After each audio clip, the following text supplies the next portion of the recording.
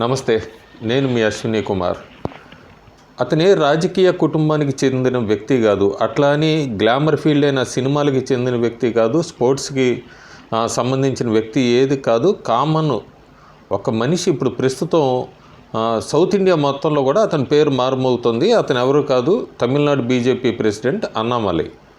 అన్నామలై ఎన్మక్కల్ అనే పేరుతో పాదయాత్ర మొదలుపెట్టాడు. అది దాదాపు ఫిబ్రవరి నెలాఖరికల్లా పూర్తిగా వస్తుంది. పాదయాత్ర మొదలుపెట్టిన రోజు 1,00,000 మంది బహిరంగ సభతో మోడీ, అమిత్ షా పాల్గొనగా, ముగింపు సభను కూడా దాదాపు 8 నుంచి 10 లక్షలు వస్తారంటూ కూడా తమిళనాడు బీజేపీ వర్గాలు చెప్తున్నాయి. కాకపోతే అన్నామలైకి ఇంత క్రేజ్ రావడానికి కారణం ఇవన్నీ కూడా నేను ముందు ఐటెంలో విశ్లేషించాను. అన్నామలై బయోగ్రఫీ ఇదంతా కూడా.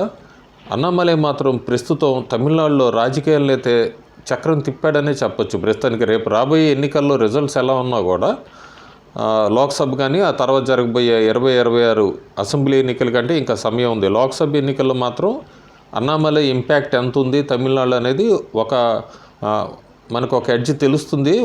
దాన్ని చూడాలి ఎంతవరకు తీసుకొస్తారని. సర్వేలన్నీ కూడా దాదాపు 4 నుంచి 7 స్థానాలు తమిళనాడులో బీజేపీ గెలుచుకుంటుందంటూ కూడా చెప్తున్నారు.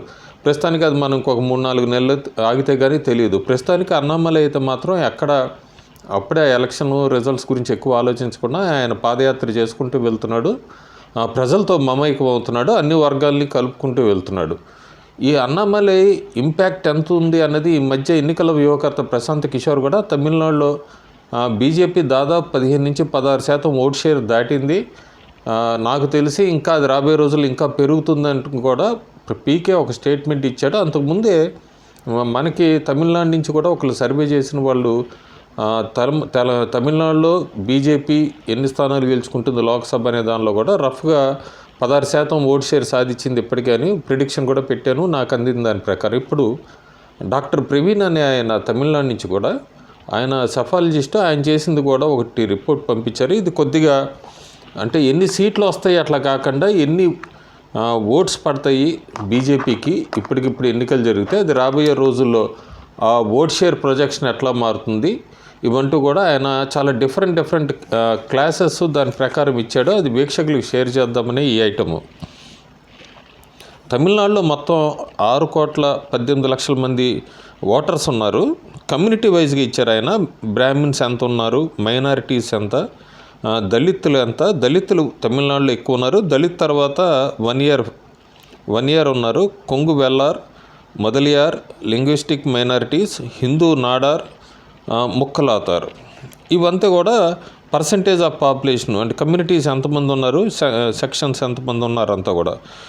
అలాగే ఓటు హక్కు ఇప్పటికి సాధించుకున్న వాళ్ళు ఎంత శాతం మంది ఉన్నారు కమ్యూనిటీ వైజ్గా, సెక్షన్స్ వైజ్గా. బ్రాహ్మిన్స్, మళ్ళీ మైనారిటీసు, దళిత్ అది 1 ఇయర్, ఇవంతా ఎన్ని లక్షల మంది ఉన్నారు, ఎలా ఉన్నారంటూ కూడా కొద్దిగా డిఫరెంట్గా ఆయన తీసుకొని వచ్చాడు. అలాగే ఈ సెక్షన్ ఆఫ్ కమ్యూనిటీసు వీళ్ళందరిలో కూడా ఎవరు ఈసారి అన్నామలైకి బీజేపీకి వేయచ్చు, ఎంతమంది వేయచ్చు అనేది.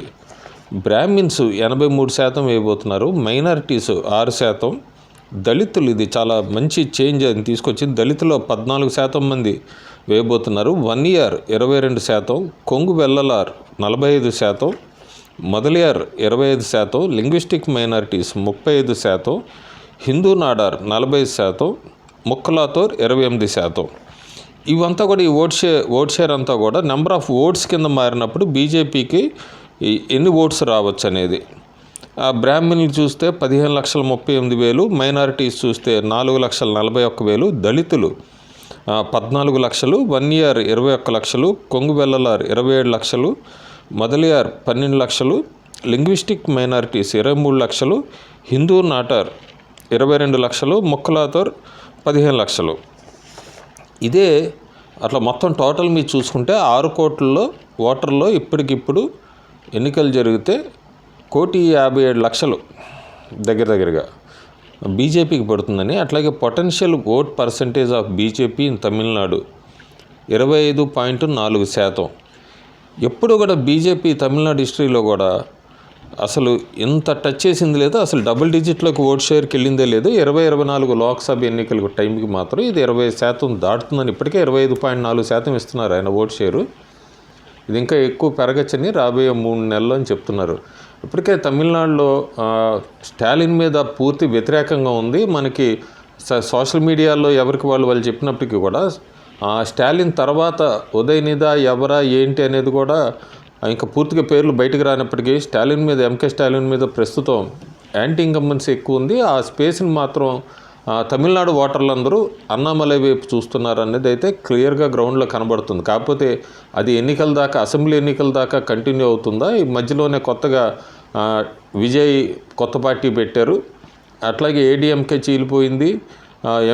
డిఎండికే ఇవన్నీ కూడా ఎవరు ముందుకు తీసుకెళ్తారు, ఏ పార్టీ వాళ్ళు ఎవరితో కలుస్తారు, కాంగ్రెస్ డిఎంకే కలిసే వెళ్తాయి అసెంబ్లీ ఎన్నికలకి, ఇవన్నీ కూడా 2024 లోక్సభ ఎన్నికల తర్వాత మనం వేచి చూడాలి. ప్రస్తుతానికైతే తమిళనాడులో మొట్టమొదటిసారిగా బీజేపీ 25% ఓట్ షేర్ సాధించుకుందని చెప్పి సెఫాలజిస్ట్ డాక్టర్ ప్రవీణ్ అందించిన రిపోర్టు మీతో షేర్ చేసుకుంటున్నాను.